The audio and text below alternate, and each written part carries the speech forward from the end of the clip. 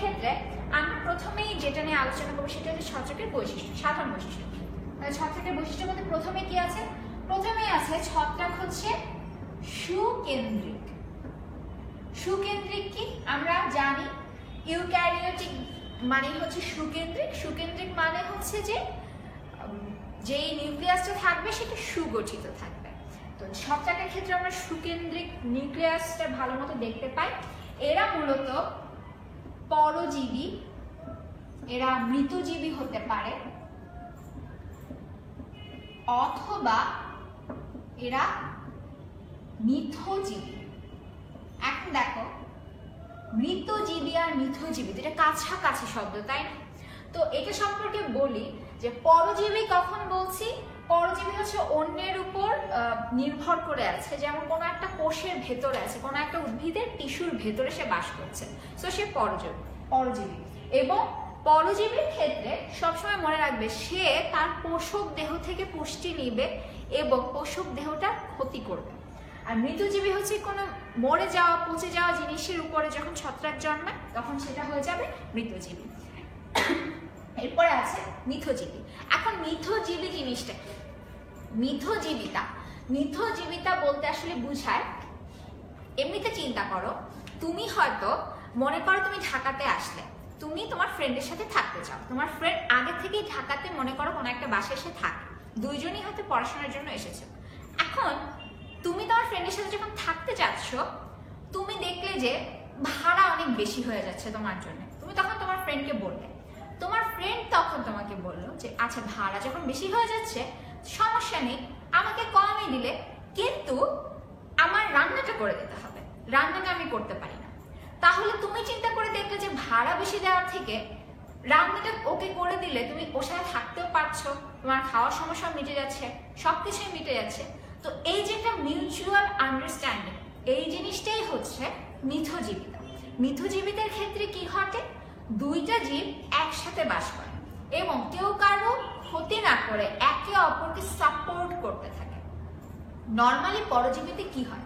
একটা পোষক দেহের ভিতরে একটা জীব বাস করে এবং সেই জীবটা ওই পোষক দেহটার ক্ষতি করতে থাকে, তার থেকে পুষ্টি নিতে থাকে এবং অনেক সময় দেখা যায় পোষক দেহটা নষ্ট হয়ে যায়, মরে যায়, তাই তো সেটা হচ্ছে পরজীবীর ক্ষেত্রে আমরা বুঝি। কিন্তু মিথজীবিতা হচ্ছে একটা আরেকটার সাথে বাস করবে কিন্তু কেউ কারো ক্ষতি করবে না, উল্টো সাহায্য করতে থাকবে, এটাই হচ্ছে মিথজীবিতা। আচ্ছা, এরপরে ছত্রাকে আরেকটা বৈশিষ্ট্যের মধ্যে আছে যে এদের কোষ প্রাচীর কাইটিন নির্মিত, কাইটিন দ্বারা তৈরি। এরপরে এদের দেহে কোনো ভাস্কুলার টিস্যু নেই। ভাস্কুলার টিস্যুগুলো মূলত শুরু হয় হচ্ছে একটু উন্নত প্রজাতির উদ্ভিদ থেকে। আর ছত্রাক কিন্তু প্লান্টি কিংডমের অন্তর্ভুক্ত না, এটাকে আমরা আলাদা একটা কিংডমে ফেলে দিয়েছি। কারণ হচ্ছে যে ছত্রাকের মধ্যে উদ্ভিদেরও কিছু বৈশিষ্ট্য আমরা দেখতে পাচ্ছিলাম, প্রাণীরও কিছু বৈশিষ্ট্য দেখতে পাচ্ছিলাম। যেমন উদ্ভিদের বৈশিষ্ট্যের মধ্যে, প্রাণীর বৈশিষ্ট্যের মধ্যে মনে করো যে আছে হচ্ছে তারা স্বভোজী না, তার মানে হচ্ছে এদের সালোক সংশ্লেষণ হয় না এবং এরা পরভোজী। পরভোজী কেন? এদের দেহে কোনো ক্লোরোপ্লাস্ট আমরা দেখতে পাই না, এজন্য ছত্রাক হচ্ছে পরভোজী। এই পরভোজীটা কিসের বৈশিষ্ট্য? প্রাণীর সাথে এই বৈশিষ্ট্যটা মিলে যাচ্ছে। আবার মনে করো যে শৈবালের সাথেও কিছু কিছু ক্ষেত্রে ওদের বৈশিষ্ট্যের সাথে মিলে যায়। তো এই কারণে ছত্রাককে প্লান্টি কিংডমের আন্ডারে রাখা যাচ্ছিল না, আবার অ্যানিমাল কিংডমের আন্ডারে রাখা যাচ্ছিল না, এই কারণে ওদেরকে আলাদা একটা কিংডম দেওয়া হয়েছে। আর বৈশিষ্ট্যের মধ্যে কি কি আছে? এদের জাইগোটে গিয়ে মিওসিস হয়, এটা আবার শৈবালের সাথে কিন্তু মিলে যাচ্ছে, এদের জাইগোটে মিওসিস হয়, মিওসিস কোষ বিভাজন জাইগোটে দেখা যায়। এরপরে এদের যে সঞ্চিত খাদ্য হচ্ছে গ্লাইকোজেন জাতীয়, সঞ্চিত খাদ্য হচ্ছে গ্লাইকোজেন। এটা কিন্তু আবার প্রাণীর সাথে মিলে যাচ্ছে বৈশিষ্ট্যটা। এই কারণে আসলে এদেরকে প্রাণী বা উদ্ভিদ কোনোটার মাঝখানে আমরা আসলে ফেলতে পারি না। আচ্ছা, এরপর আরেকটা যে বৈশিষ্ট্য সেটা হচ্ছে এরা খাবারটা কিভাবে গ্রহণ করে। যেহেতু এরা পরভোজী, মূলত এরা খাবারটা শোষণ করে, শোষণের মাধ্যমে খাদ্য গ্রহণ করে। তো এটা ছিল নরমালি ছত্রাকের বৈশিষ্ট্য। এরপরে আমরা ছত্রাকের দৈহিক গঠনটা নিয়ে যদি আলোচনা করি, তো দৈহিক গঠন আলোচনার আগে আমি দেখি তোমরা কারা কারা আছো লাইভ ক্লাসে।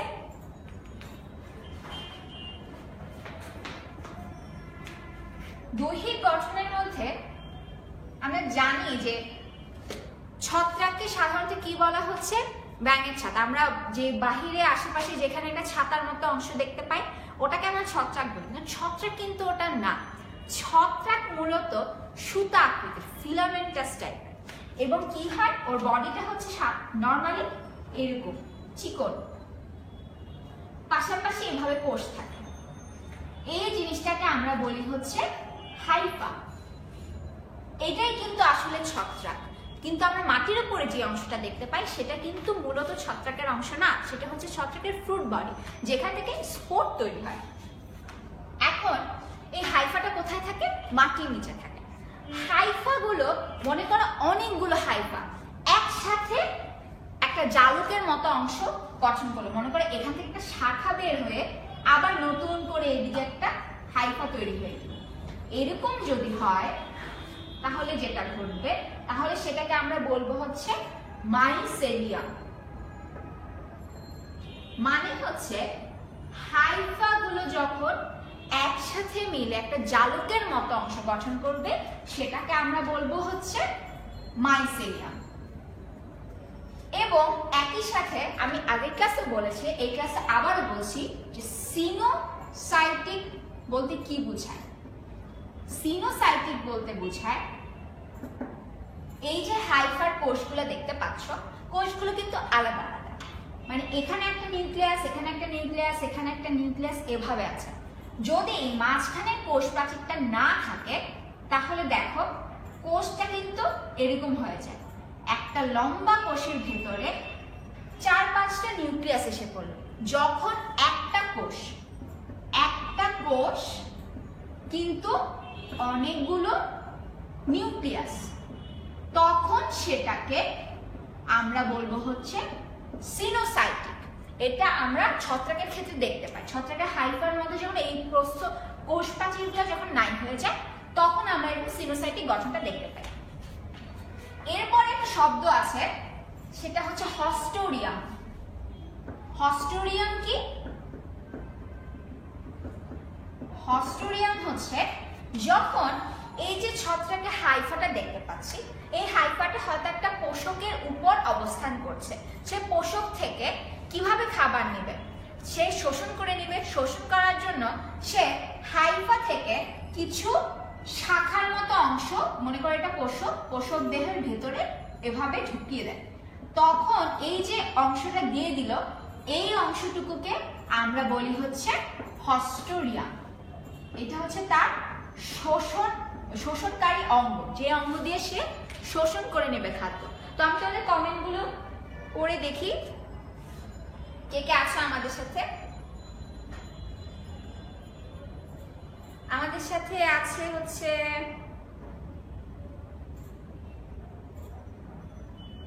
আহমদ ভাই আছে, আমাদের সাথে আরো আছে হচ্ছে খুশি আক্তার, সুমাইয়া তাসনিম,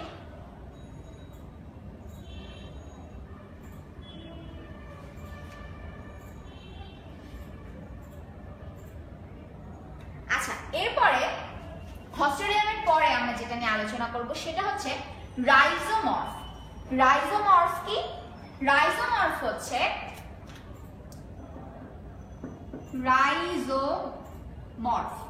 রাইজোমর্ফ হচ্ছে যখন এই মাইসেলিয়াম গুলো একটা শক্ত রশ্মির মতো অঙ্গ গঠন করে। এই রাইজোমর্ফটা কোথায় দেখতে পাই? আমরা অ্যাগারিকাসে দেখতে পাই। মাইসেলিয়াম গুলা একসাথে মিলে দড়ির মতো দড়ির মতো পাকানো রশির মতো হয়ে যায়। মনে করো এভাবে একটা হাইফা আছে, এখান দিয়ে আরেকটা, এখানে এভাবে এরকম করে করে একসাথে দড়ির মতো একটা অংশ গঠন করে। এই জিনিসটাকে আমরা বলি হচ্ছে রাইজোমর্ফ। এই জিনিসটা একটু শক্ত টাইপের হয়ে যায়। এরপরে আছে হচ্ছে মাইকোরাইজা। মাইকোরাইজা, মাইকোরাইজা কিছু নির্দিষ্ট ছত্রাকের বৈশিষ্ট্য। কোন কোন ছত্রাকের? যেমন এটা অ্যাকচুয়ালি কি করে, মনে করো এটা একটা উদ্ভিদ, উদ্ভিদের এটা হচ্ছে মূল, এই মূলের চারপাশ দিয়ে ছত্রাকটা অবস্থান করবে, চারপাশটা ঘিরে রাখবে ছত্রাকটা, এবং সে কি করবে, মূলের ভিতর থেকে খাবার নিবে, মূল থেকে সে, মূল তাকে খাবার দিবে এবং সে মূলকে কিছু একটা দিবে। কি দিবে? সে তাকে ফসফরাস দিতে পারে, কপার দিতে পারে, এরকম জিনিসগুলা সে মূলকে অন্যান্য অংশ থেকে এনে দিবে। তার মানে হচ্ছে ওদের মধ্যে একটা মিউচুয়াল আন্ডারস্ট্যান্ডিং দেখা যাবে। তো ওই ধরনের ছত্রাকগুলোকে আমরা বলি হচ্ছে মাইকোরাইজা। এখন এরপরে আমরা যেটা নিয়ে আলোচনা করব সেটা হচ্ছে ছত্রাকের কোষীয় গঠন। ছত্রাকের কোষের মধ্যে কি কি দেখতে পাওয়া যায়? ছত্রাকের কোষ যেহেতু সুকেন্দ্রিক, তার মানে তার মধ্যে আমরা একটা কোষ প্রাচীর দেখতে পাবো, এবং তারপরে কি দেখতে পাবো, একই সাথে তার সাইটোপ্লাজম থাকবে, তারপরে তার একটা কোষ ঝিল্লি থাকবে, কোষ ঝিল্লির ভেতরে সাইটোপ্লাজমটা থাকবে, তারপরে থাকবে হচ্ছে নিউক্লিয়াস। এগুলো হচ্ছে মূল জিনিস। মূল কি কি থাকে? কোষ প্রাচীরটা হবে হচ্ছে কাইটিন দ্বারা তৈরি, সাইটোপ্লাজমের মধ্যে কোষ ঝিল্লি থাকবে এবং নিউক্লিয়াস থাকবে। এখন এই কোষ ঝিল্লির মধ্যে যেটা থাকে, লোমোজোম থাকে। লোমোজোমটা কি? মনে করো এটা হচ্ছে একটা কোষ, এটা হচ্ছে কোষ প্রাচীর, এইটা ভেতরেরটা যদি কোষ ঝিল্লি হয় তখন দেখা যায় কি, মনে করে এই জায়গাটায় কোষ ঝিল্লিটা ভেতরের দিকে এভাবে ঢুকে যাচ্ছে, এই যে ভাঁজ হয়ে যাচ্ছে, এই জিনিসটাকে আমরা বলি হচ্ছে লোমোজোম। এটা ছত্রাকের একটা বৈশিষ্ট্য। এই জিনিসটা দেখা যায় ওদের কোষ ঝিল্লিতে। আর সাইটোপ্লাজমটা কি করে? সাইটোপ্লাজম সাধারণত যেই কাজটা করে, বিভিন্ন কোষীয় অঙ্গাণুকে ধরে রাখে, তো এখানে ওই কাজটাই করে। আর নিউক্লিয়াস হচ্ছে সুকেন্দ্রিক। আচ্ছা, এরপরে এদের সঞ্চিত খাদ্য সম্পর্কে আগেই বলেছি, গ্লাইকোজেন থাকে। আচ্ছা, এরপরে আসি ছত্রাকের জনন। ছত্রাকের জনন কি রকম হবে? জননের কথা আসলেই অবশ্যই সেখানে মনে রাখতে হবে যে প্রথমে একটা অঙ্গজ জনন হবে, তারপরে আলোচনায় আসবে হচ্ছে অযৌন জনন, তারপরে আলোচনায় আসবে হচ্ছে যৌন জনন। আচ্ছা, এখন এই জননের মধ্যে অঙ্গজ জননের মধ্যে কি রকম হতে পারে? যেমন মনে করো এটা হচ্ছে হাইফি বা হাইফা, সেখানে যে কোষগুলো আছে, এই হাইফাটা যদি কোনো কারণে ভেঙে যায় তখন এই প্রত্যেকটা অংশ কি আলাদা হয়ে যাবে না? আলাদা হয়ে যাবে। তখন একটা আলাদা কোষ তৈরি হবে। এই কোষটা থেকে পরবর্তীতে নতুন করে হাইফা তৈরি হতে পারে। তো এটা হচ্ছে ওদের দেহের খণ্ডায়নের মাধ্যমে, অথবা আরেকটা কি হতে পারে, বিভাজনের মাধ্যমে। কোষটা ভাগ হয়ে গেল, তারপরে সেখান থেকে নতুন হাইফা তৈরি হলো, এটা একটা। এগুলো কিন্তু অঙ্গজ জনন, কারণ হচ্ছে এখানে কোনো স্পোরও তৈরি হচ্ছে না, গ্যামেটও হচ্ছে না, এদের বডিটা ভাগ হয়ে গিয়ে আমরা নতুন ছত্রাক পাচ্ছি, এই কারণে এটাকে আমরা অঙ্গজ জনন বলছি। আরেকটা কি ধরনের হতে পারে, কুড়ি সৃষ্টি বা বাডিং, যেটা আমি শৈবালের ক্ষেত্রে বলেছি। বাডিং এর ক্ষেত্রে কি হবে, মনে করো এটা একটা কোষ, এই কোষটা থেকে হঠাৎ করে দেখা যাবে এই দিকে একটু সাইটোপ্লাজম বের হয়ে একটা এক্সট্রা অংশ তৈরি হয়ে থাকবে, তারপরে ভেতরের যে নিউক্লিয়াসটা ছিল সেই নিউক্লিয়াসটা ভেঙে যেতে থাকবে, ভেঙে কি হবে, দুইটা আলাদা নিউক্লিয়াস তৈরি হবে এবং একটা নিউক্লিয়াস এই বাডের ভেতরে চলে যাবে। আলটিমেটলি জিনিসটা দেখতে হয়ে যাবে এরকম, তখন দেখা যাবে জিনিসটা এই ধরনের, এবং এরপরে যেটা হবে এই জিনিসটা আলাদা হয়ে যাবে, আলাদা হয়ে গিয়ে এরকম দুইটা আলাদা কোষ দেখতে পাবো। আশা করি বুঝতে পারছি কিভাবে অঙ্গজ জননটা হয়। তো এটা ছিল 3 ধরনের অঙ্গজ জনন। এরপরে আছে হচ্ছে অযৌন জনন। অযৌন জনন মানে হচ্ছে সেখানে স্পোর তৈরি হবে, স্পোর তৈরি হওয়া প্রয়োজন। তো স্পোরের ক্ষেত্রে যেটা হয়, স্পোরের ক্ষেত্রে সব সময় মনে রাখবে যে অ্যাপ্লানোস্পোর এবং জুস্পোর, এই 2 ধরনের স্পোর তৈরি হতে পারে। এই দুটো কিন্তু শৈবালের বৈশিষ্ট্যের সাথে মিলে যাচ্ছে। শৈবালের মধ্যে জুস্পোর দেখছিলাম এবং অ্যাপ্লানোস্পোর দেখছিলাম। জুস্পোরের মধ্যে কি বৈশিষ্ট্য বলেছিলাম? জুস্পোরটা কি, মানে তোমরা কি জানো জুস্পোর সম্পর্কে? সেটা কি সচল নাকি অচল? অপশন হচ্ছে এ, বি। তোমরা সচল হবে, ফ্লাজেলা থাকা মানেই হচ্ছে সেটা চলাচল করতে পারে, তার মানে জুস্পোর হচ্ছে সচল। আর অ্যাপ্লানোস্পোর ছিল হচ্ছে যেটার মধ্যে ফ্লাজেলা নেই এবং সেটা হচ্ছে অচল। অ্যাপ্লানোস্পোর হচ্ছে অচল একটা স্পোর, আর জুস্পোর হচ্ছে সচল।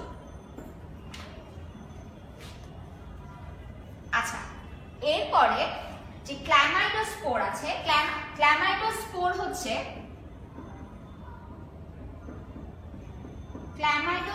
হচ্ছে নরমাল একটা স্পোরের উপরে যখন একটা পুরু প্রাচীর তৈরি হয়, পুরু প্রাচীর যখন তৈরি হবে তখন সেটাকে আমরা বলবো হচ্ছে ক্ল্যামাইডোস্পোর। আরেকটা জিনিস আছে সেটা হচ্ছে অইলিয়া। অইলিয়া কি? অইলিয়া হচ্ছে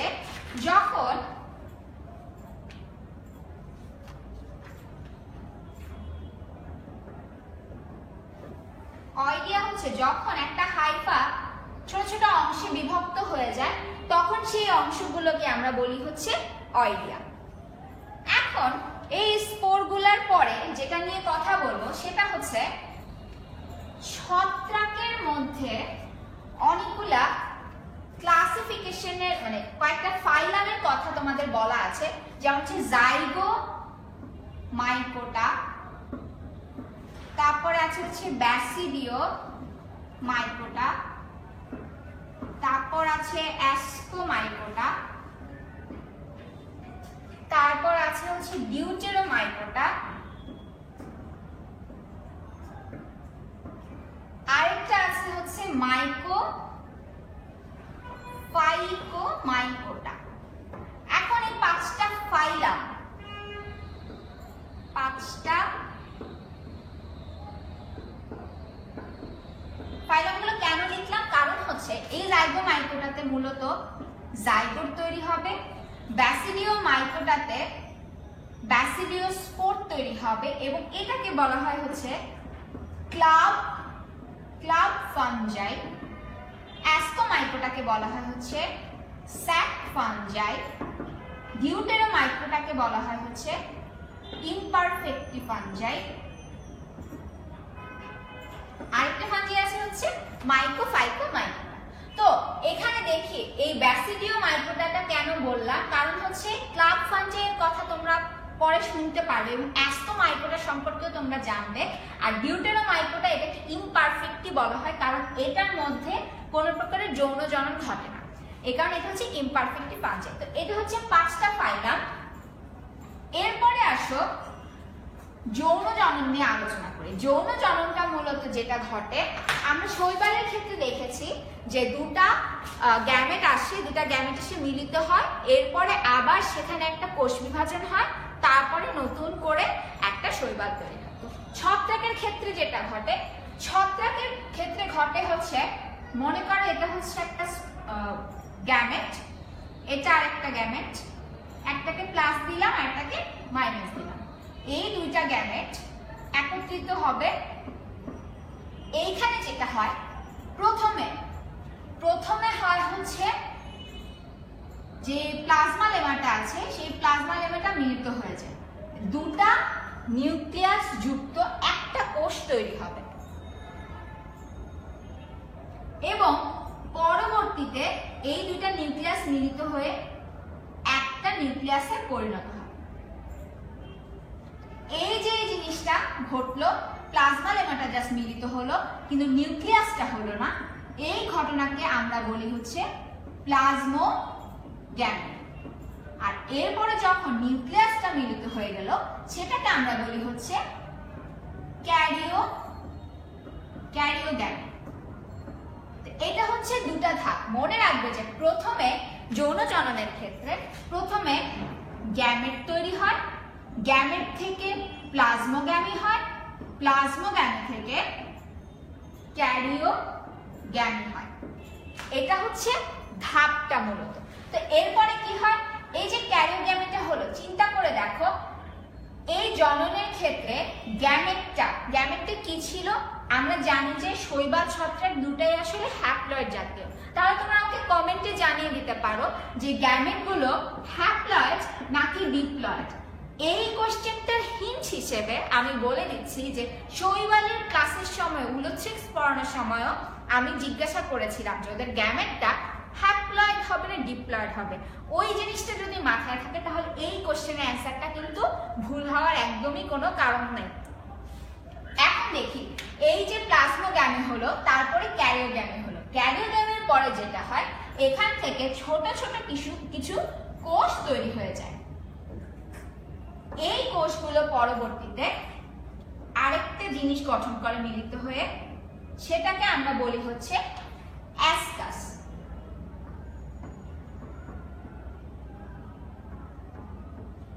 এইখান থেকে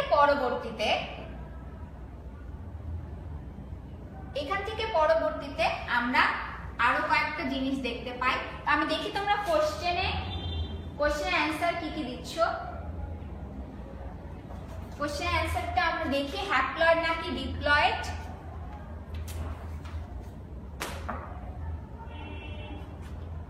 আচ্ছা, অ্যাসকাস থেকে তৈরি হয় হচ্ছে অ্যাসকোস্পোর।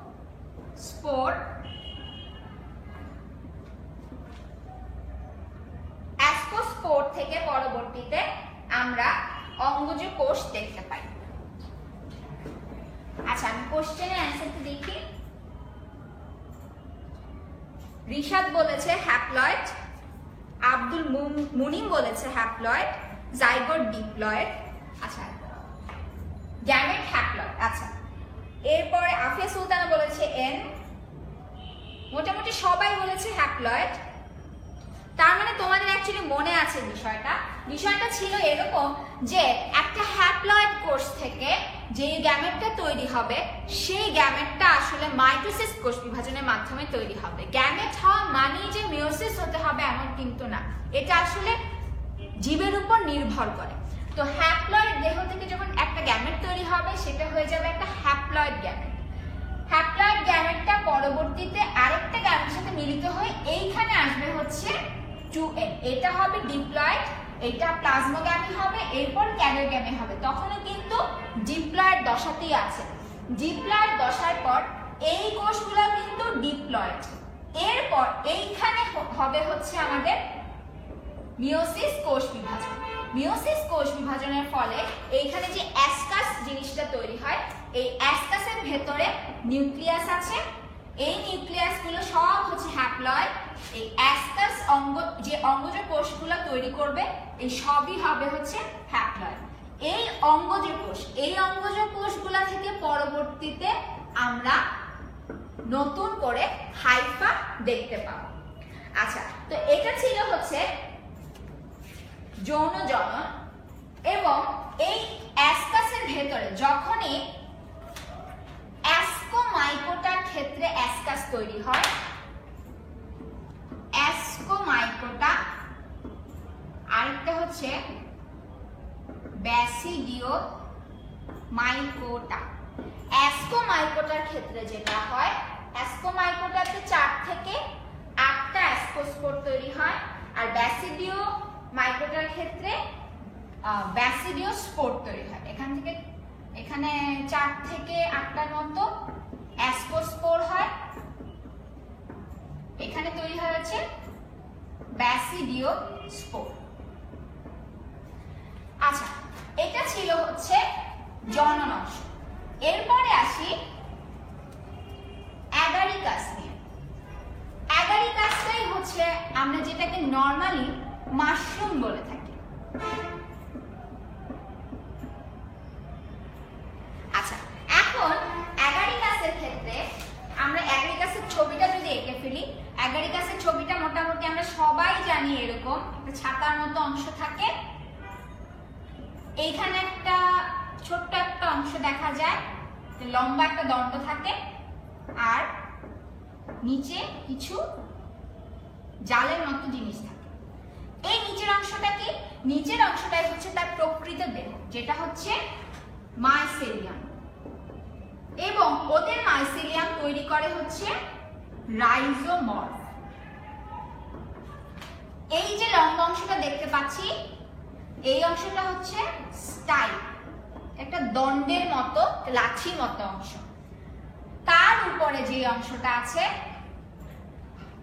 এই অংশটার মধ্যে এই যেটা দেখতে পাচ্ছি, এটাকে বলে হচ্ছে গিলস।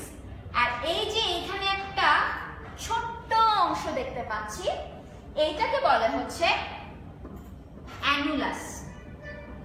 আর এইখানে যেটা আছে উপরে, এটাকে বলে হচ্ছে পাইলিয়াস।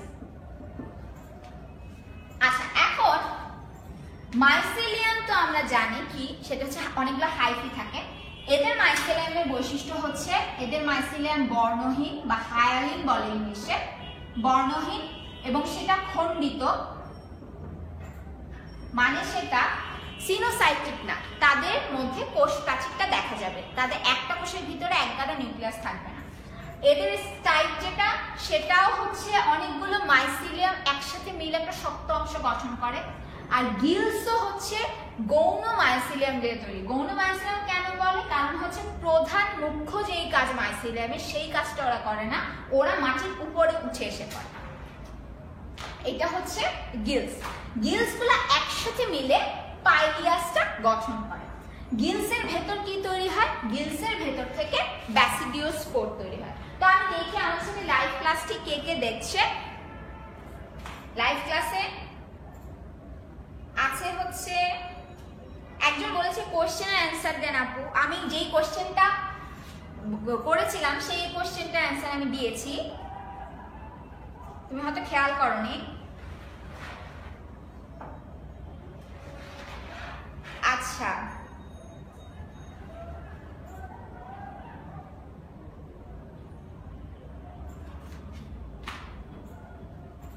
তোমরা যারা লাইভ ক্লাসটি দেখছো তারা ক্লাসটি শেয়ার করে দাও, যাতে করে সবাই একসাথে ক্লাসটি করতে পারে। আচ্ছা, এরপরে দেখো এই যে গিলসটা, এই গিলসের ভেতরেই আসলে ব্যাসিডিওস্পোর তৈরি হয়। ব্যাসিডিওস্পোরটা কিভাবে তৈরি হয়? ব্যাসিডিওস্পোরটা দেখানোর আগে আরেকটা অংশ নিয়ে বলা বাকি আছে, সেটা হচ্ছে অ্যানুলাস। অ্যানুলাস জিনিসটা হচ্ছে স্টাইল আর গিলসের মাঝামাঝি একটা ছোট্ট জায়গা জুড়ে থাকে, এবং এই যে একটা মুকুট টাইপের একটা অংশ, এই অংশটা খুব নরম হয়ে থাকে। নরমালি একটু আঘাতে এই অংশটা ভেঙে যায়। তো এটা হচ্ছে অ্যানুলাসের একটা বৈশিষ্ট্য। এখন দেখো ব্যাসিডিওস্পোরটা কিভাবে তৈরি হয়। ব্যাসিডিওস্পোরটা মূলত গিলসের ভেতরে আসে, তৈরি হতে থাকে। গিলসটাকে যদি আমরা দেখি, গিলস আমরা জানি যে পাইলিয়াসের মধ্যে এরকম সূত্রাকার জিনিস। এখন এটাকে যদি আমরা কেটে দেখি, প্রস্থচ্ছেদ করে দেখি, তাহলে কি দেখব? দেখতে পাই যে মাঝখানে এরকম সুতাকৃতি কিছু জিনিস দেখা যায়, তারপরে একটা ছোট্ট স্তর দেখা যায়, তারপরে দেখা যায় হচ্ছে এরকম লম্বা কিছু একটা, অনেকটা স্টাইপের মতো একটা অংশ। তার মাথায় থাকে ছোট ছোট গোল গোল কিছু অংশ। এরকম ভাবে এই পাশেও জিনিসটা দেখা যায় একই রকম ভাবে।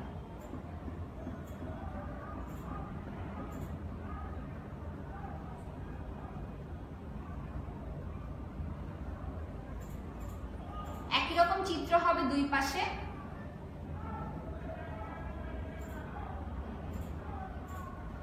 আচ্ছা, তো এখানে অ্যাকচুয়ালি কি কি আছে?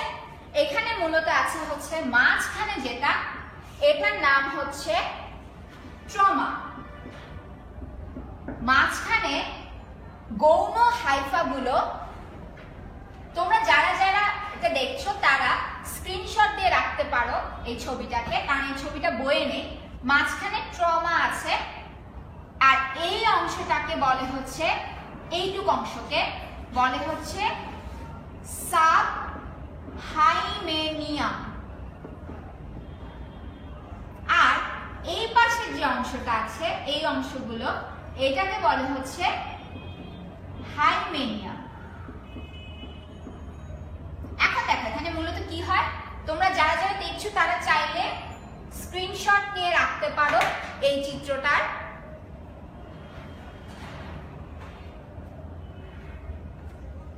মাঝখানে দেখো যেই হাইফার অংশটা দেখতে পাচ্ছ, সেই অংশটা হচ্ছে ট্রমা, এবং খুব হালকা ভাবে কিছু হাইফার মতো অংশ এখানে জড়াজড়ি করে অবস্থান করছে। খুব বেশি যে আছে তা কিন্তু না, খুব হালকা ভাবে, একটু ফাঁকা ফাঁকা ভাবে থাকে এখানে।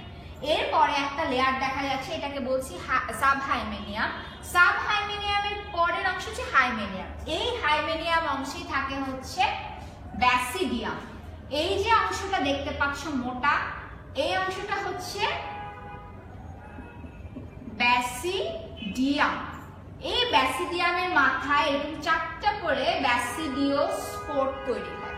এই ব্যাসিডিওস্পোর গুলাই পরবর্তীতে, এটাই হচ্ছে স্পোর, ব্যাসিডিওস্পোর। এই স্পোর গুলাই পরবর্তীতে একটা নতুন ছত্রাক তৈরি করতে সাহায্য করবে। তার মানে হচ্ছে আমরা যে সবসময় পড়েছি যে অ্যাগারিকাসের বা ছত্রাকের যে গিলসের ওখান থেকে স্পোর নির্গত হয়, কিভাবে নির্গত হয় আশা করি বুঝতে পারছি। গিলসকে যদি আমরা কেটে দেখি তখন দেখা যাবে যে এইভাবে জিনিসটা থাকে। ট্রমার দুই পাশে সাবহাইমেনিয়াম এবং হাইমেনিয়াম দেখা যায়, ওখান থেকে ব্যাসিডিওস্পোর নির্গত হয় এবং সবগুলো গিলস মিলে তৈরি করা হচ্ছে পাইপিয়াস। এটাই হচ্ছে অ্যাগারিকাসের মূল বৈশিষ্ট্য, মেইন বৈশিষ্ট্য। আর আরেকটা জিনিস, এটা হচ্ছে ব্যাসিডিও কার্প। ব্যাসিডিও কার্প হচ্ছে মূলত, আশা করি তোমরা এই চিত্রটা বুঝতে পেরেছো এবং যাদের দরকার তারা স্ক্রিনশট নিয়ে রেখেছো, কারণ আমি ছবিটা এখন মুছে ফেলবো। তো তোমরা যারা এখন স্ক্রিনশট নাওনি নিয়ে নিতে পারো খুব দ্রুত।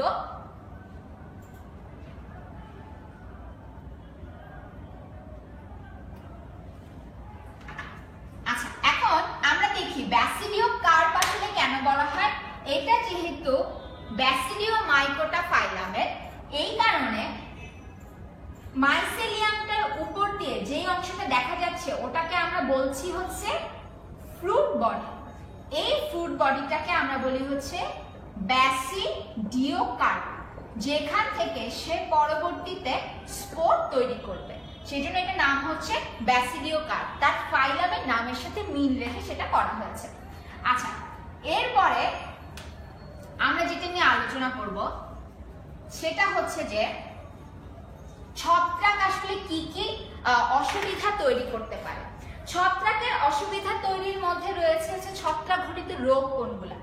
এর মধ্যে প্রধানত উদ্ভিদে ছত্রাক অসংখ্য রোগ তৈরি করে থাকে। ধানের ক্ষেত্রে রোগ তৈরি করে, গমের ক্ষেত্রে তৈরি করে। সবচাইতে বেশি আলোচিত যে রোগটা সেইটা হচ্ছে আইরিশ ফেমিন যখন হয়েছিল, যখন আয়ারল্যান্ডে একটা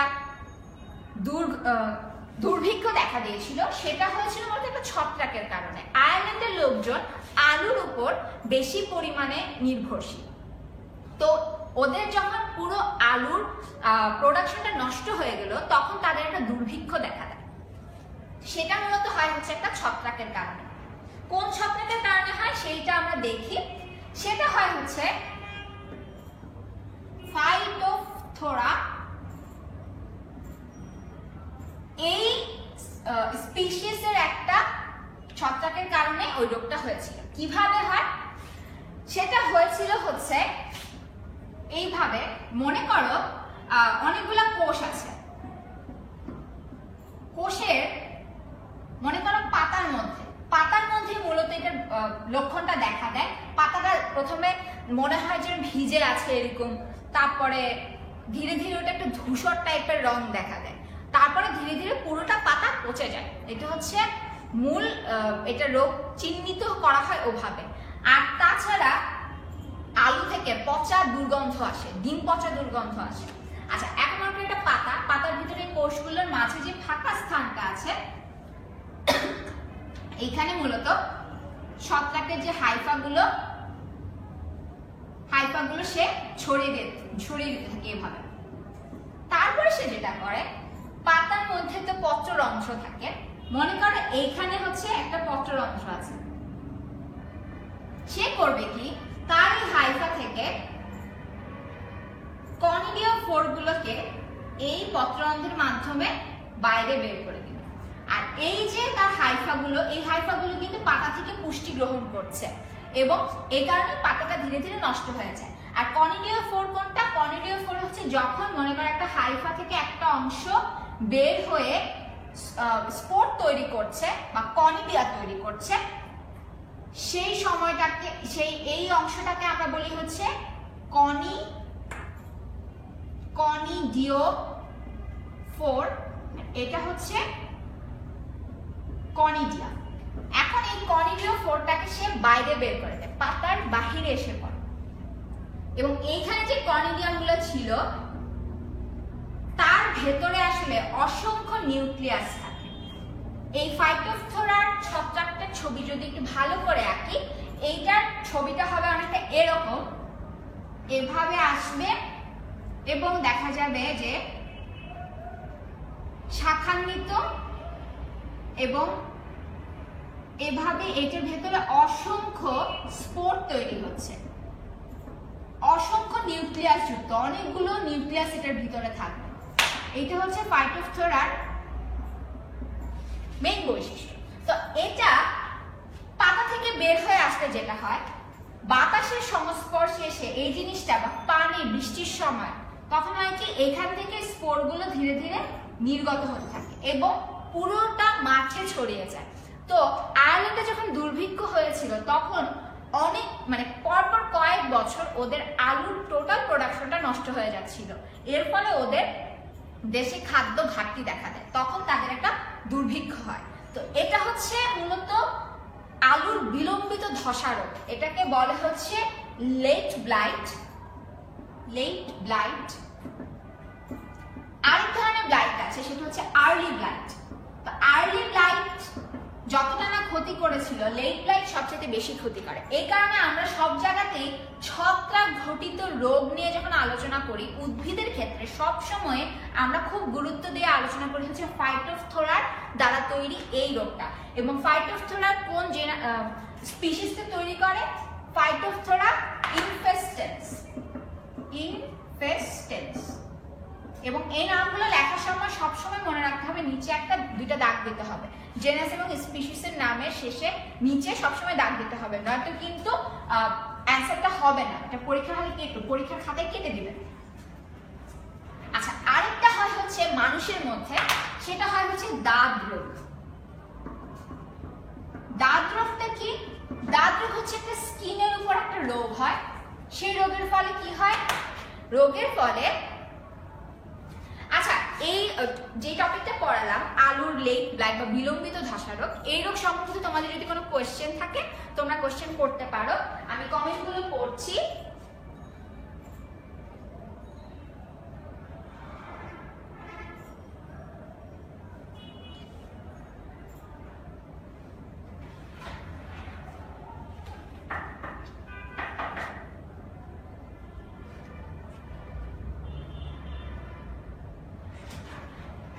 একজন লিখেছে, always thought biology is a boring subject but now biology will be my first priority.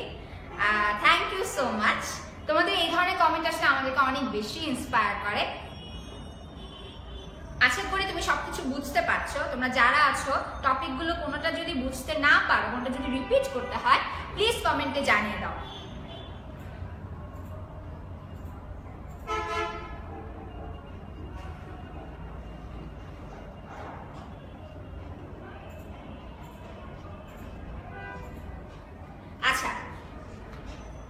এরপরে দেখি যে দাঁত রোগ সম্পর্কে যদি আমরা বলি, দাঁত রোগের মধ্যে যেটা হয়, প্রথমে স্কিনের মধ্যে ছোট ছোট লাল গোটার মতো দেখা দেয়।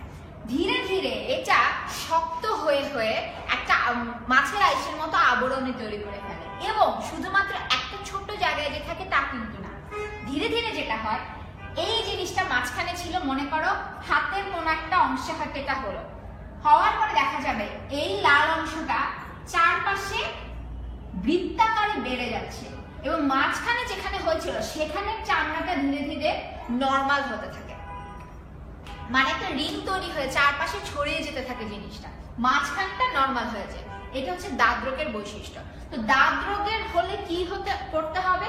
দাঁত রোগ হলে মূলত অ্যান্টিফাঙ্গাল ক্রিম ইউজ করতে হয়, আর সেটা প্রতিরোধের জন্য যেটা করতে হবে, সবসময় পরিষ্কার পরিচ্ছন্ন থাকতে হবে, কারণ পরিষ্কার পরিচ্ছন্ন না থাকলে সেখানে আসলে ছত্রাক বাসা বাঁধা বা ছত্রাকের নতুন স্পোর তৈরি করার একটা প্রবণতা দেখা দেয়। তো এটা ছিল আমাদের ছত্রাকের দ্বারা ঘটিত দুটা রোগ, একটা হচ্ছে উদ্ভিদের রোগ আর একটা হচ্ছে মানুষের দেহে তৈরি রোগ। এখন আমরা আলোচনা করব লাইকেন নিয়ে। লাইকেন নিয়ে আলোচনার ক্ষেত্রে লাইকেন জিনিসটা কি, আমি ফার্স্টে মিথুজীবিতা সম্পর্কে বলেছিলাম। মিথুজীবিতা নিয়ে এটা বলেছিলাম যে মিথুজীবিতা হচ্ছে এক ধরনের মিউচুয়াল আন্ডারস্ট্যান্ডিং, দুজনে একসাথে থাকবে, দুটো জীব একসাথে থাকবে এবং তাদের মধ্যে একটা বোঝাপড়া থাকবে, তারা একে অন্যকে হেল্প করে থাকবে, পরজীবীর মতো হবে না। যেমন আমরা ফাইটোপথেরা ইনফেস্টেন্সের ক্ষেত্রে দেখছিলাম যে টিস্যুর মধ্যে সে থেকে টিস্যুটাকে নষ্ট করে ফেলছে, বাহিরে কনিডিওফোর অনেক কনিডিয়াম ছড়িয়ে দিচ্ছে প্রচুর পরিমাণে, কিন্তু মিথুজীবিতার ক্ষেত্রে এ ধরনের কিছু হবে না। মিথুজীবিতার ক্ষেত্রে যদি একটা পাতার টিস্যুর মধ্যে ওই মিথুজীবী ছত্রাকটা থাকে, সে পাতাটার ক্ষতি করবে না, নিজেও থাকবে, পাতাটাকেও সুন্দরভাবে থাকতে দিবে। তো লাইকেনের ক্ষেত্রে যেটা হয়, লাইকেনের ক্ষেত্রে তোমার ওই বন্ধু আর তুমি জায়গায় যে রিপ্লেস হবে জিনিসটা ছত্রাক ও শৈবাল দিয়ে। এখন লাইকেনের মধ্যে মূলত কে বাসাটা কার হবে? বাসাটা হয় হচ্ছে ছত্রাকের, ছত্রাক হচ্ছে শৈবালকে থাকতে দেয়, শৈবাল ছত্রাকের ভেতরে অবস্থান করে। এখন একটা লাইকেনের যদি আমরা প্রস্থচ্ছেদ আঁকি, প্রস্থচ্ছেদটা আঁকলে হবে অনেকটা এরকম, উপরে একটা কর্টেক্স থাকবে, তারপরে শৈবালের একটা স্তর থাকবে, তারপরে থাকবে হচ্ছে মেডুলা। মেডুলা মূলত আর কিছুই না, হাইফা গুলো ছত্রাকের, আর নিচে একটা আরেকটা কর্টেক্স থাকবে। এরপরে ছোট ছোট কিছু অংশ থাকবে মূলের মতো, যেটাকে আমরা বলি হচ্ছে রাইজাইম। আচ্ছা, এখন দেখো এই চিত্রটার মধ্যে কেউ যদি স্ক্রিনশট নিতে চাও নিয়ে রাখতে পারো। এই চিত্রটার মধ্যে যে ঊর্ধ্ব কর্টেক্স উপরে দেখতে পাচ্ছি, এই ঊর্ধ্ব কর্টেক্সটা আসলে হাইফি দ্বারাই তৈরি। এই স্তরটার মধ্যে কি কি থাকে? এটা হচ্ছে ঊর্ধ্ব কর্টেক্স এবং এখানে থাকে হচ্ছে মিউসিলেজ, এইখানে থাকে হচ্ছে শৈবাল, এটা হচ্ছে শৈবালের স্তর, এটা হচ্ছে মেডুলা। এইখানে কি থাকে? হাইফাগুলা এখানে অবস্থান করে, এখানে হাইফা থাকে অল্প পরিমাণে, এখানে হাইফাগুলা খুব ভালোভাবে বোঝা যায়। এটা হচ্ছে নিম্ন কর্টেক্স, এইগুলা হচ্ছে রাইজাইম। আমি ছবিটা লেবেলিং করে দিয়েছি, কারো যদি স্ক্রিনশট নেওয়ার প্রয়োজন থাকে নিয়ে নিতে পারবে। আচ্ছা, এইখানে বলে রাখি যে মেডুলাটা আছে, মেডুলাটার মধ্যে যে হাইফা আছে, আর নিম্ন কর্টেক্স যেটা, নিম্ন কর্টেক্সের মধ্যে হাইফা থাকে, এবং রাইজাইম হচ্ছে মূলত, যেহেতু ছত্রাক থ্যালয়েড জাতীয়, থ্যালয়েড জাতীয় মানে কি, সে চ্যাপ্টা ধরনের হবে। এখন তার কোন একটা অবলম্বন দরকার বা পানির প্রয়োজন হবে, সেই জিনিসটা সে কিভাবে নেবে? নিবে হচ্ছে এই রাইজাইমটা দিয়ে। রাইজাইমটা থাকবে নিচের অংশে, এটা যদি হয় তোমার ছত্রাকটা তাহলে বা লাইকেনটা, তাহলে তাহলে এই নিচ থেকে রাইজাইম বের হবে, এবং এই রাইজাইমটা কোন একটা কিছুকে আঁকড়ে ধরে রাখবে এবং পানি শোষণ করতে সাহায্য করবে। নিচের অংশে মূলের মতো কাজ করবে হচ্ছে রাইজেনটা। আর এইখানে থাকবে হচ্ছে শৈবালের স্তর। তো এখানে মূলত তারা কিভাবে মিথজীবী হয় সেটা বলি। সেটা হচ্ছে যে ছত্রাকটা শৈবালকে থাকতে দিচ্ছে, শৈবালের ক্যাকটাস আশ্রয় দিচ্ছে এবং ছত্রাক একই সাথে কি করে, ছত্রাক শৈবালের জন্য শৈবালকে কার্বন ডাই অক্সাইড দিচ্ছে। শৈবাল কি করছে, সেই কার্বন ডাই অক্সাইডটা নিয়ে, যেহেতু তার শালক সংশ্লেষণ করার ক্ষমতা আছে সেহেতু সে কি করবে, শালক সংশ্লেষণ করবে। শালক সংশ্লেষণ করে সে খাবার তৈরি করবে। তার মানে হচ্ছে মূলত খাবার তৈরি করবে হচ্ছে এই শৈবালগুলো। এখন এইখানে আরেকটা জিনিস আসবে, সেটা হচ্ছে তোমাদেরকে যে হস্টোরিয়ামের কথা বলেছিলাম, হস্টোরিয়াম বলেছিলাম যে পোষক দেহের ভেতরে কিছু হাইফা অংশ ঢুকিয়ে দিবে ছত্রাক। এইখানেও একই ঘটনা ঘটে। এই ছত্রাকটা তার কিছু হস্টোরিয়াম শৈবালের দেহের ভেতরে প্রবেশ করিয়ে দেয়। সেই হস্টোরিয়াম দিয়ে সে কি করে, শৈবালের ভেতর থেকে খাবারটাকে টেনে টেনে নিয়ে যায় এবং শৈবালটা খাবার তৈরি করছে, একই সাথে ছত্রাক থেকে কার্বন ডাই অক্সাইড পাচ্ছে। ছত্রাক কি করছে, কার্বন ডাই অক্সাইড শৈবালকে দিয়ে দিচ্ছে এবং শৈবাল থেকে খাবার নিয়ে নিচ্ছে এবং শৈবালকে থাকতেও দিচ্ছে। তো তোমরা যদি চাও স্ক্রিনশট নিতে পারো। আচ্ছা, এরপরে লাইকেনের মধ্যে যেটা মূল আলোচনার আরেকটা বিষয়, সেটা হচ্ছে লাইকেনটা কোথায় কোথায় অবস্থান করে, তাদের বাসস্থানের ভিত্তিতে।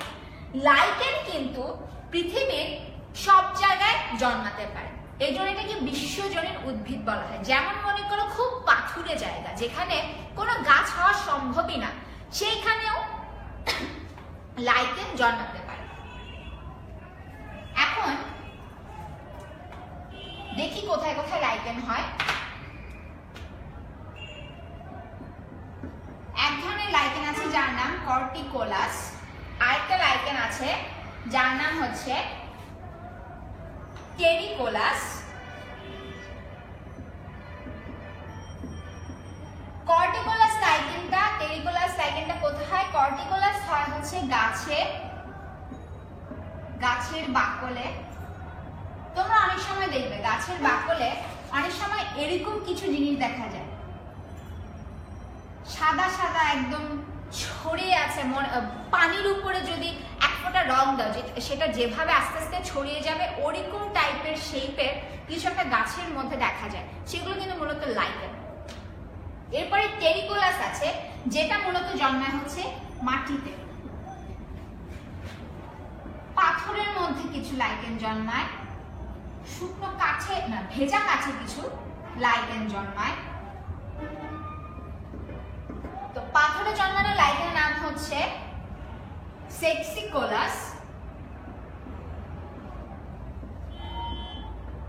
ভেজা গাছে জন্মানো লাইকেন হচ্ছে লিগনিকোলাস।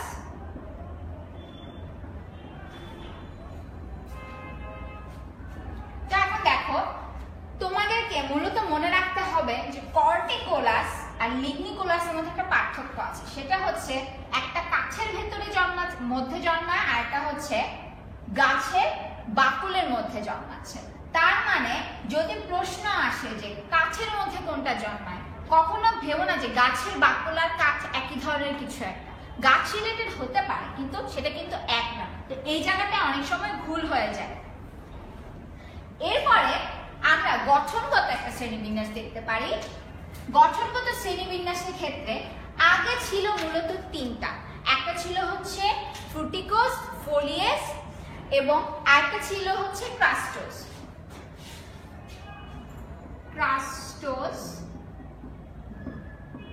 ফোলিয়েস,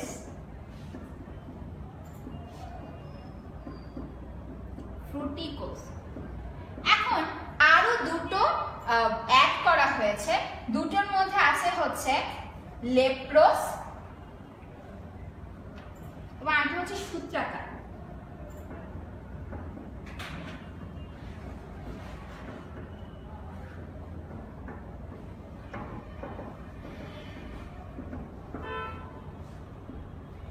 ক্রাস্টোসের মধ্যে কি আছে, ক্রাস্টোসটা মূলত একদম মিশে থাকে, মনে করো পাথরের মধ্যে, পাথরের গায়ে একদম মিশে থাকবে সে, দেখে মনে হবে পাথরের গায়ে কোনো একটা ডিজাইন বা এই ধরনের কিছু একটা, আলগা হয়ে উঁচু হয়ে থাকে না, সেটা হচ্ছে ক্রাস্টোজের বৈশিষ্ট্য। আর আরেকটা আসছে হচ্ছে ফোলিয়েজ। ফোলিয়েজের বৈশিষ্ট্য হচ্ছে সে অনেকটা, আমরা ব্রায়োফাইটার যে চিত্র জানি, ব্রায়োফাইটা হয়তো দেখতে এরকম ছোট, এরকম একটা ফুলের মতো অংশ হয়ে থাকে, চারটা পাতার মতো বলা যেতে পারে। ফোলিয়েজের ক্ষেত্রে সেটা হয়, সেটা একটা চারটা পাতার মতো একটা সারফেসের উপর থেকে এইভাবে অবস্থান করে, একটু উঁচু হয়ে অবস্থান করে, সেটাও পাথরে হতে পারে, গাছে হতে পারে, এটা হচ্ছে ফোলিয়েজ। আরেকটা আছে হচ্ছে ফ্রুটিকোজ। ফ্রুটিকোজকে, ফ্রুটিকোজ গাছের মধ্যে দেখা যায়। মনে করো এটা একটা গাছ, এটা মনে করো একটা গাছের একটা শাখা, এইখান থেকে দেখা যাবে এরকম ভাবে ঝুলে আছে অনেক লাইকেন, অনেক সময় দেখা যায় এই যে ঝুলে থাকে, এরকম শাখা প্রশাখা থাকবে, সেইগুলা হচ্ছে ফ্রুটিকোজ। আর লেপ্রোজ হচ্ছে সবচেয়ে সরল ধরনের লাইকেন। লেপ্রোজ নিয়ে আসলে আমাদের খুব বেশি কিছু জানার দরকার নেই, মূলত হচ্ছে আমাদের এই তিনটা, ক্রাস্টোস, ফোলিয়েজ আর ফ্রুটিকোজ। ক্রাস্টোসটা মনে রাখবে, সেটা পাথরের উপর মূলত দেখা যায়। ফোলিয়েজ যেটা, সেটা পাতার মতো অংশ, চারটা থ্যালয়েড জাতীয়, সবগুলোই মূলত থ্যালয়েড জাতীয়। ফ্রুটিকোজটার মধ্যে আমরা শাখা প্রশাখা দেখতে পাবো, সেটা ঝুলে থাকে নরমালি।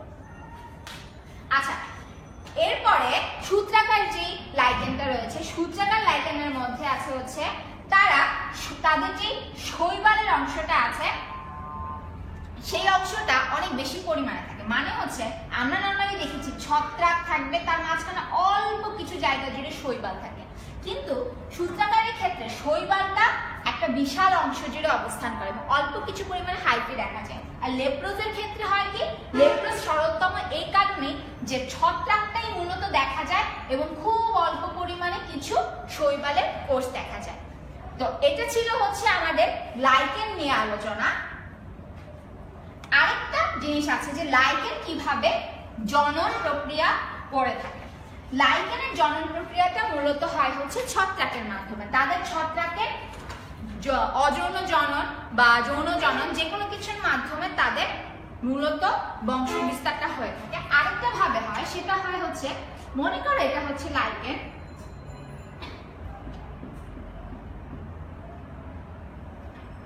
লাইকেনটার দেখা যাবে এই মাঝের অংশটা ফেটে গেল, ফেটে যাওয়ার পর এই যে ভেতরের যে হাইফা, তারপর শৈবাল, এই অংশগুলো ধীরে ধীরে বের হয়ে যায়। মনে করো এতটুকু অংশ আস্তে করে বের হয়ে গেল, বের হয়ে অন্য জায়গায় গিয়ে তারা আবার নতুন করে লাইকেনটা তৈরি করতে পারে। তো এটা হচ্ছে লাইকেনের আরেকটা প্রসেস তাদের বংশ বিস্তারের ক্ষেত্রে। তো এটা ছিল আমাদের লাইকেন নিয়ে মূল আলোচনা। লাইকেনের ক্ষেত্রে উপকারী দিক আছে কিছু, যেমন যেসব জায়গায় একদম গাছ হতে পারে না, পাথুরে জায়গায়, আগেই বলেছি যেটাকে সর্বজনীন উদ্ভিদ বলা হয়। তো যেসব জায়গায় একদম গাছ হয় না, পাথুরে জায়গা বা মরুভূমি অঞ্চল, ওইসব জায়গাতে যখন লাইকেন হয় তখন সেখানে মূলত হিউমাস তৈরি হতে পারে। হিউমাস তৈরির ফলে সেখানে পরবর্তীতে একটা গাছ তৈরি হওয়ার পসিবিলিটি থাকে, একটা গাছ বেঁচে থাকার মতো পসিবিলিটি থাকে, ছোটখাটো উদ্ভিদ জন্মাতে পারে লাইকেনের উপরে। আর তার অপকারী দিক হচ্ছে লাইকেন গুলো অনেক সময় দেখা যায় টক্সিক, মানে বিষাক্ত জাতীয়। অনেক সময় লাইকেন খেয়ে ফেলার কারণে পশু পাখির ক্ষতি হতে পারে। তো এটা হচ্ছে লাইকেনের উপকারী এবং অপকারী দুই ধরনের। তো এই ছিল আমাদের মূল আলোচনা। ছত্রাকের মেইন বৈশিষ্ট্য আলোচনা করেছি, এরপরে আলোচনা করেছিলাম ছত্রাকের জনন সম্পর্কে, তারপরে আলোচনা করেছিলাম ছত্রাকের বিভিন্ন অংশ নিয়ে, তারপরে আমরা দেখেছি অ্যাগারিকাসের জনন সম্পর্কে আমরা জেনেছি, অ্যাগারিকাসের গিলস থেকে কিভাবে ব্যাসিডাল স্পোরগুলা তৈরি হয়। আশা করি তোমরা সেই চিত্রটা স্ক্রিনশট নিয়ে রেখেছো। এরপর আমরা লাইকেন নিয়ে আলোচনা করেছি। লাইকেনে মূলত তিনটা জিনিস ভালো করে মনে রাখবে, সেটা হচ্ছে ফ্রুটিকোজ, ফোলিয়েজ এবং আরেকটা যে লাইকেন আছে সেটা। তিনটা লাইকেন মনে রাখবে, বাকি দুটা অত বেশি ইম্পর্টেন্ট না। আরেকটা জিনিস যেটা মনে রাখবে সেটা হচ্ছে যে একটা জিনিস বলতে ভুলে গেছি, সেটা হচ্ছে ডাইক্যারিয়ন। ডাইক্যারিয়ন কখন বলে? ডাইক্যারিয়ন মূলত হচ্ছে যখন একটা সাইটোপ্লাজমের ভেতরে দুইটা নিউক্লিয়াস থাকে, মানে হচ্ছে যখন মনে করো যে দুইটা গ্যামেটের মিলন হলো, দুইটা গ্যামেট মিলে যখন প্লাজমোগ্যামিটা হলো, প্লাজমোগ্যামির পরে ক্যারিওগ্যামি হওয়ার আগে অনেক টাইম লাগে, অনেক সময় অনেক একটা ডিলে হয়, একটু দেরি হয়, তখনও দুইটা নিউক্লিয়াস একসাথে একই কোষের ভেতরে অবস্থান করে। ওই সময়টাকে আমরা বলি হচ্ছে সেটা একটা ডাইক্যারিওটিক অবস্থায় থাকে, তো সেইটাকে আমরা বলি হচ্ছে ডাইক্যারিয়ন। তো এই জিনিসটা তখন অ্যাড করতে ভুলে গিয়েছিলাম। তো আমি দেখি লাস্ট টাইম কমেন্ট করছি কে কে আছে আমাদের ক্লাসে, ছিলে আমাদের ক্লাসের সাথে।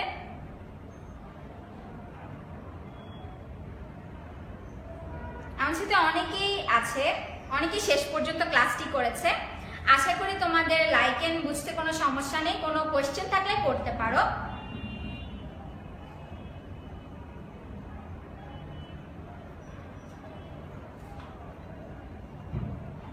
আচ্ছা, একজন কোয়েশ্চেন করেছে লাইকেন কিভাবে মরুভূমিতে হয়। মরুভূমিতে হয় বলতে কি, যে ছত্রাকগুলো, সেই ছত্রাকগুলো মূলত মরুভূমির যে শুকনো অঞ্চলে যে পাথর আছে, পাথরের ওই গায়ে হতে পারে। কারণ লাইকেন কিন্তু পাথরের গায়ে হতে পারে। আমি একটু আগে বলেছি লাইকেনের বাসস্থান অনেক রকমের হয়, পাথর হতে পারে, গাছের বাকল হতে পারে, তারপরে ভেজা কাঠ হতে পারে, মাটি হতে পারে। যেখানে পাথর সেখানে যদি কোনোভাবে ওই ছত্রাকটার স্পোর থাকে এবং সে যদি হালকা পরিমাণে পানি পায়, তাহলে সে কিন্তু ধীরে ধীরে তার মাইসিলিয়ামটাকে ছড়িয়ে দিতে পারবে এবং ধীরে ধীরে সে একটা লাইকেন গঠন করে ফেলতে পারবে এবং তার ভিতরে শৈবাল অবস্থান করতে পারে। তো এভাবে লাইকেনটা মরুভূমিতে আমরা পেতে পারি। তো আশা করি ক্লাসটা সবাই বুঝতে পেরেছো। তো এটাই ছিল আমাদের সেকেন্ড লাইভ ক্লাস। প্রথম লাইভ ক্লাসে আমরা শৈবাল নিয়ে আলোচনা করেছি, সেকেন্ড লাইভ ক্লাসে আমরা ছত্রাক নিয়ে আলোচনা করেছি। তো এই ভিডিওগুলো পরবর্তীতে তোমরা ইউটিউব থেকেও দেখতে পারবে, আমাদের ওয়েবসাইট থেকেও দেখতে পারবে। Good night.